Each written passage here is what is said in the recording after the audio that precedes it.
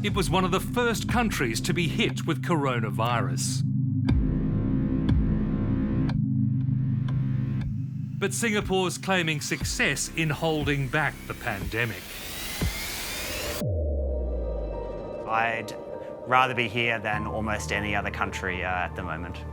The island state kept a lid on infections without locking down. 35.7, you're welcome to Dockland. And it's made people feel safe at work and school.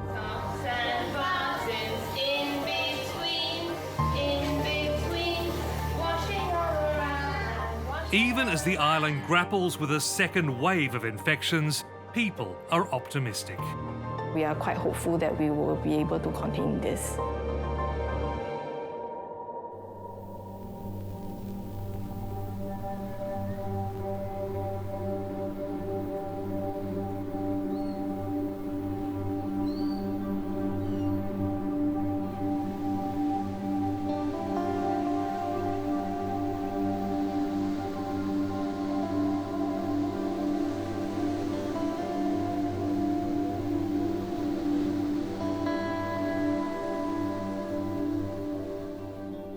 For many of us right now, Australia feels like a foreign country, with deserted streets, shuttered shops, gated beaches. But to our north in Singapore, it's not like this. People are still going to work, kids are happily in school, restaurants are open. Life can seem almost normal. Now, we can't travel there, but local television has been chronicling every step of Singapore's fight back. And we've asked some of the world's leading experts how effective it's really been and what hope it can give Australia. In January, as Australia was reeling from catastrophic bushfires, East Asia was bracing for an even bigger disaster. Health authorities in Hong Kong, Taiwan and Singapore are stepping up prevention measures at borders and hospitals in light of the viral pneumonia outbreak in Wuhan, China. Their close links to mainland China put them in the first firing line of the coronavirus epidemic. On January 23, Singapore's outbreak began. We have confirmed the first case of Wuhan novel coronavirus patient in Singapore. It was just 2 days before the first case was recorded in Australia. But while Western nations were waiting to see how serious the problem became, Singapore was already on a war footing. From the moment, end of December, when we heard that this was going on in China, we slipped into action very quickly. Australian expatriate Professor Dale Fisher is an infectious diseases expert at Singapore's National University Hospital and a key advisor to the World Health Organization. I remember on January the 1st about having the emergency department start to look out for people. Labs were in place for our first case and every public hospital laboratory was capable of doing tests. So we ramped up very quickly. And a virus that was bringing China to its knees, we had a lot of respect for.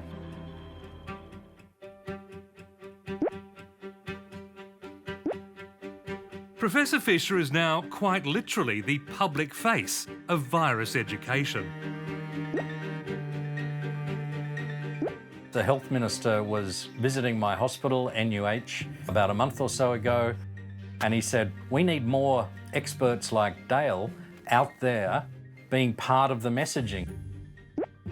So that afternoon, I was approached by people and invited to become a cartoon character. The COVID Chronicles were born. When all this settles down, I'll fade back into oblivion, but at the moment I'm busy trying to get the message out there. Okay, well, what is that main message you want to get out there? In general, it's that this disease can be contained. And if you don't contain it, then you can see the ramifications. That's called Wuhan. That's called Italy. But if you do contain it, that's called Singapore. That's called Korea, Hong Kong, now China, now that they've brought it under control. So That's my strongest message, is that it can be contained and everyone has a different role to play. The government's response was visible within days of the first infection. Hello. Students and visitors had to pass temperature checks to be admitted to schools. Classrooms were fully stocked with hand sanitizer. Children were taught early how to avoid infection. The newspaper telling us that the virus is now in Singapore. Coronavirus can make us sick. It can make us have a runny nose. Also, it might make us cough. How should we cough if we need to? Into our elbow. Very good. At the same time, the government was activating a network of nearly 900 health clinics to be the first line of treatment. They're called Public Health Preparedness Clinics, or PHPCs, and they're medical centres or general practices equipped in advance to deal with a major outbreak. Yeah. How long have you been coughing for? Few days. Okay, so you're not too worried about that. Okay. Anyone at home having this? So far, no. Dr. Tan Tek Jack is one of hundreds of doctors who were given pandemic training before the virus struck. We know how to take care of the safety of the patient as well as our own safety. And having peacetime training is useful during these emergencies. As we get activated as a PHPC, we were given priority over certain protective equipment, such as masks, gowns, as well as gloves. Critically, they also stopped infected people crowding general hospitals and spreading the disease. We set up separate triage areas to discern the patients, the high-risk patients from the low-risk ones, and we sit them separately. Having PHPC clinics in the community really helps because in terms of accessibility of services, and then also preventing patients from going to hospital unnecessarily. And having PHPC clinics to do this job is better than to have patients, for example, mingle in the hospital and catching unnecessary infections. Encouraging people to go to clinics for triage meant Singapore could quickly ramp up testing. As we ramped up, we realised that if we only looked at travellers from China, then we would only find travellers from China. And we decided that we'd have an enhanced surveillance system, and any hospital admission with an acute respiratory illness would be tested. Atypical pneumonias could be tested. So it became quite liberal very quickly, because identifying cases and that early diagnosis is really key. And Eric, in many ways, this is a luxury, because we faced almost the whole SARS outbreak without a test. We had to do that on clinical grounds. Singapore had spent years preparing for this kind of epidemic because it suffered something similar in 2003. A mysterious disease arrived from China called SARS, Severe Acute Respiratory Syndrome. 238 people were infected, 33 died. This is something that is firmly etched in Singapore's medical history, and I think there was a firm conviction that this wouldn't be allowed to happen again. Benjamin Loh was a nurse in the SARS crisis. He's now head nurse in a hospital that was purpose-built to handle the next mass outbreak. Building on our SARS experience, we saw about 300 over patients back in SARS, and this was why we actually built this building to actually hold up to 300 over patients. But in case of need, we can actually scale up to 500. This is where all people who test positive to coronavirus are taken. They're treated behind double doors in so-called negative pressure rooms, where only fresh air can come in and only clean air gets out. This actually protects the community that is siding near the building itself, and to assure people and the general public that they are very safe. So this is our assurance to the general public, and also our commitment in terms of protecting the lives of Singaporeans.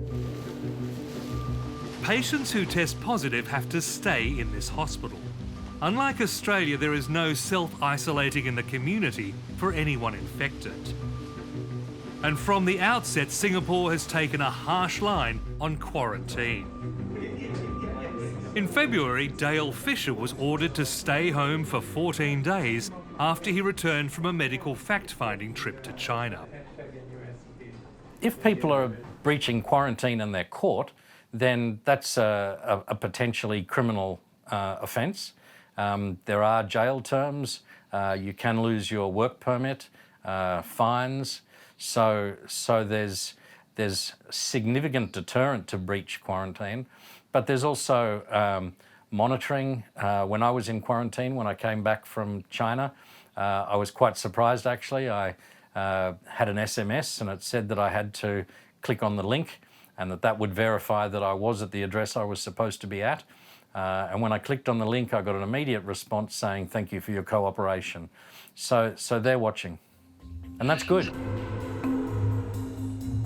If that sounds like Big Brother, it's nothing on the steps taken to trace infected patients' contacts.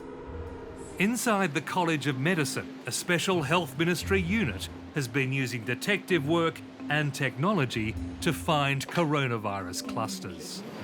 Do you work on Saturday as well? Or so is your off day? Are you currently well? So that's the session with your personal trainer. And after that, where do you go for dinner?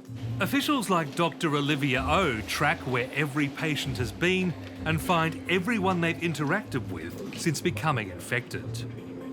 If we are able to identify all contacts of a case early on, before they develop symptoms, then we will be able to break the chain of transmission. And also by identifying contacts early on, they will be able to be referred for medical assessment as early as possible. So far, we have managed to link up most of the reported cases. So as long as we are able to establish linkage with previously reported cases, we are quite hopeful that we will be able to contain this. By the beginning of March, coronavirus and the COVID-19 disease were sweeping the world. But Singapore, with 5.5 million people, had kept infections to just over 100 cases with no deaths. The World Health Organization singled it out for praise. We're very impressed with the efforts they're making to find every case, follow up with contacts, and stop transmission. Singapore is leaving no stone unturned, testing every case of influenza-like illness and pneumonia, and so far they have not found evidence of community transmission. But Singapore's success in tracing relies in part on the infrastructure of a surveillance state. Residents are being encouraged to download a tracing app that lets authorities check where they've been and who they've been close to. This is not a democracy in the Western sense. It's been ruled by one party since independence in 1965.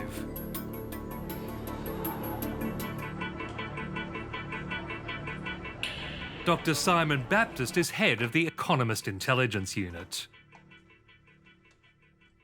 It's almost impossible to go anywhere in Singapore and not be on a CCTV camera. Plus, the government has access through many of the state-owned companies to a lot of data about transactions people are making or places people are going, which in other times we would say, maybe is an imposition on civil liberties, or we might worry about the uses that governments might put that to. But certainly in the middle of a pandemic, that's given people the confidence to continue to go out because people in Singapore feel like they know where the cases are, they know where the risks are, and so they can adapt their behaviours in ways that means they're confident there's a very low risk of exposure. For most of this crisis, cafes, restaurants and bars have stayed open, thanks to low levels of local infections. But it has meant major adjustments. I'm Galvin, so I'm an assistant manager of Darkland PLQ. So remember to wash your hands later after you don your mask, so prevent your saliva from dropping onto the customer or onto their food. Okay? First thing that we do nowadays, we have to do sanitizing. We wash our hands, sanitize, so that we make sure the place is fully clean. 35.7. Thank you. Welcome to Duckland. Most of the customers that comes here, they say that this place makes them feel safe. So coming here with these measures being put up, they come back again. As the virus spread around the world, Changi Airport remained an international gateway, using thermal scanning to check arriving passengers' temperatures.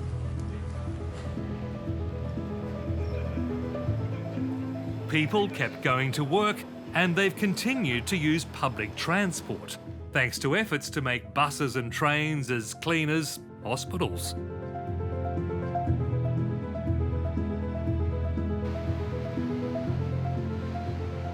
Michael Lowe is a bus captain. All staff, before they start work, are to take the temperature first. Secondly, buses every day are being disinfected. And each trip, when we reach the interchange, all doors and windows, after parking, is being opened to let the inside air to be filtered out first.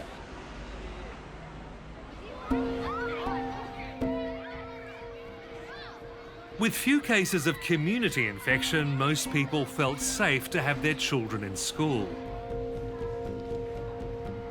We want the children to understand that despite the situation right now, as long as all of us have the common faith, we do our part to keep everyone safe, we are able to overcome this crisis. Wan Jun and Pavitra are form teachers of a primary 1 class. If you want to fight the virus, wash your hands, wash your hands. If you want to fight the virus, touch your face, touch your face. Healthy meals and exercise. Okay, let us change. Virus can be anywhere. If they spread inside your mouth, you can be sick or you can be die. They say the constant hygiene lessons help calm the children's fears. I'm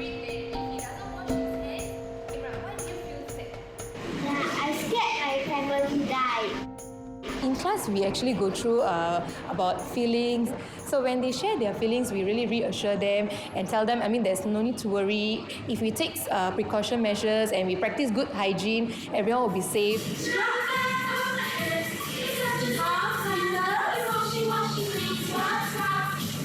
We find this is such a good opportunity for us to actually inculcate in them the values such as responsibility and resilience. Responsibility in terms of you being responsible for yourself, your own hygiene, and of course the social responsibility towards in keeping your friends, your family members safe. None of this has been a knee-jerk response. Thermometers have long been standard issue for back-to-school kits, and schools have spent 2 years preparing to put classes online. Solving one-step word problems. If schools had to close, we will still use Student Learning Space as a platform to upload lesson packages so that students do not miss out on any of their learning. And in a very Singaporean way, they're taught to show respect to older people working. Can you show us your card? Who would you like to thank? The security guard. Thank you to security guard. What do you want to say? Taking our temperature.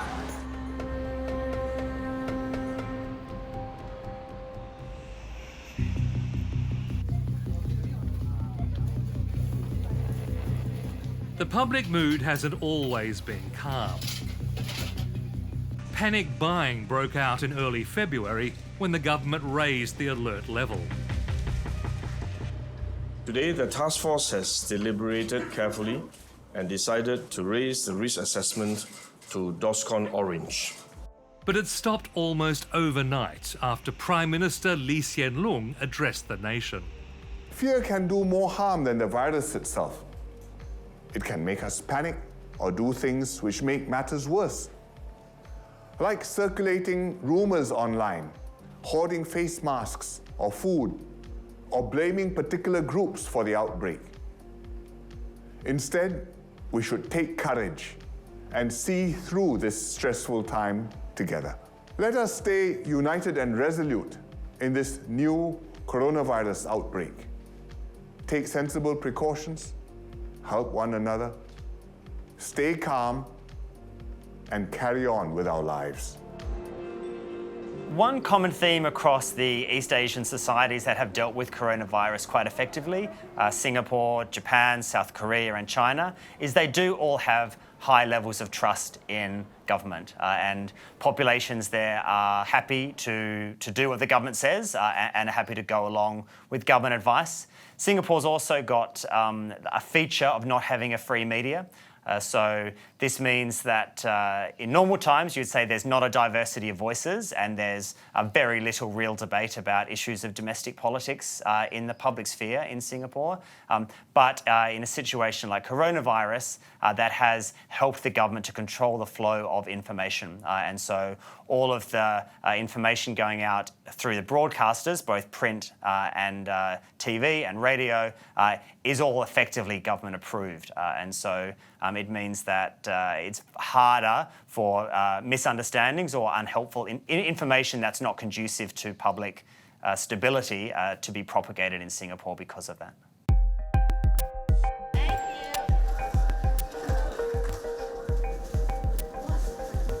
Many have seen it as their patriotic duty to spread the government's message. Eugene Lee and his wife Ski developed a site to give health information in different dialects. We're thinking in our hearts, what happens to all these seniors that have no idea, don't speak English, nor Mandarin, and usually mainstream media, when they're reporting about coronavirus, it's always in terms of English or Mandarin. And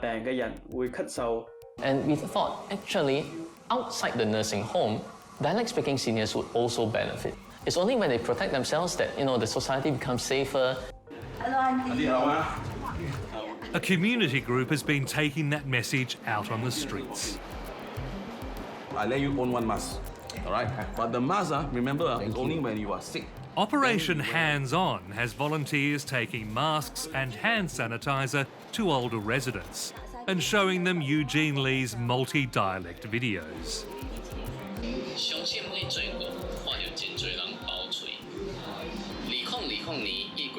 And in Hokkien, we have a phrase to say, "Ai zai, mai kia," right? So, which means to stay calm, right? Don't panic. I think that's would be a first kind of best response, right? To see how each of us can work with one another in order to ensure that we come out of this together stronger as Singaporeans.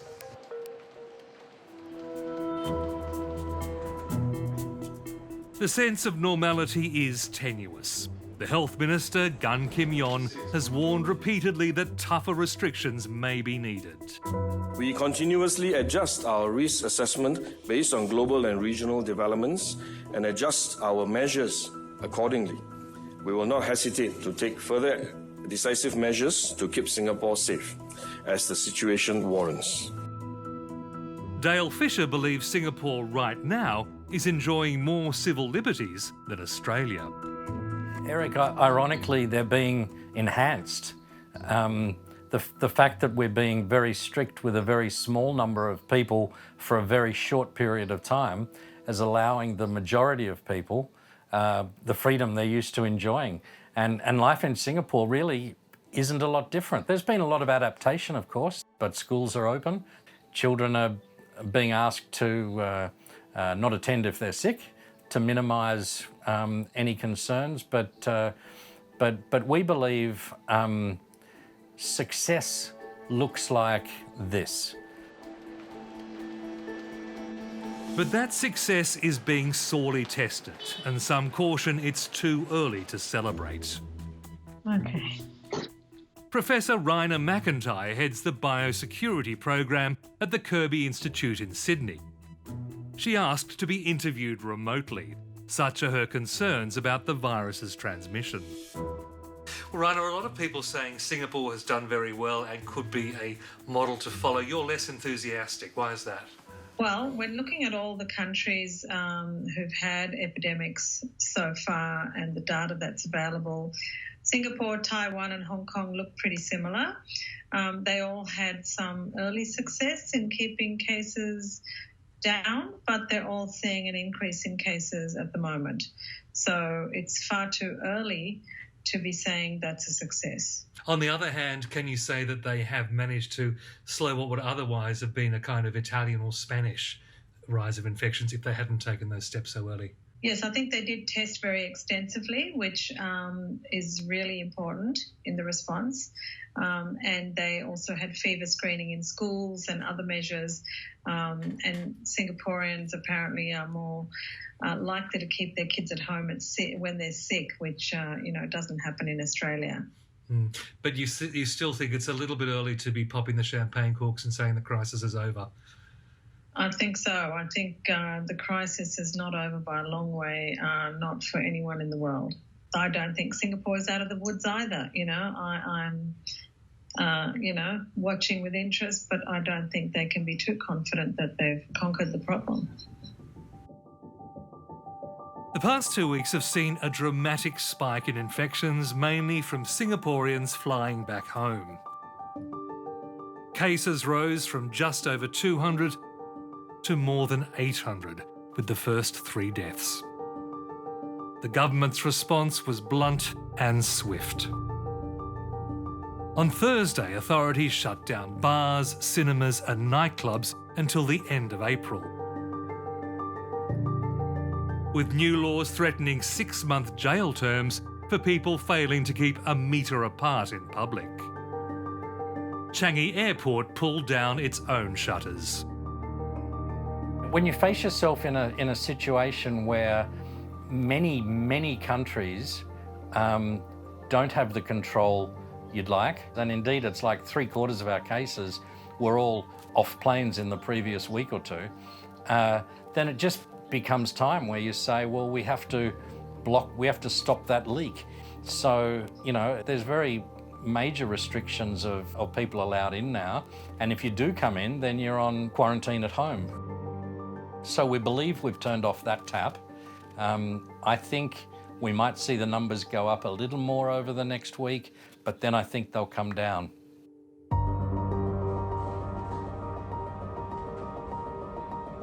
The second wave has confirmed that there's no magic bullet to beat coronavirus, and it's far too soon for anyone to relax.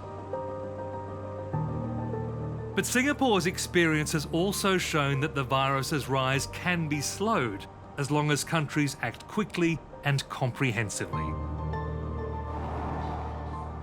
The weapons in this war are extensive testing, strict isolation, thorough contact tracing, and perhaps, above all, community cooperation.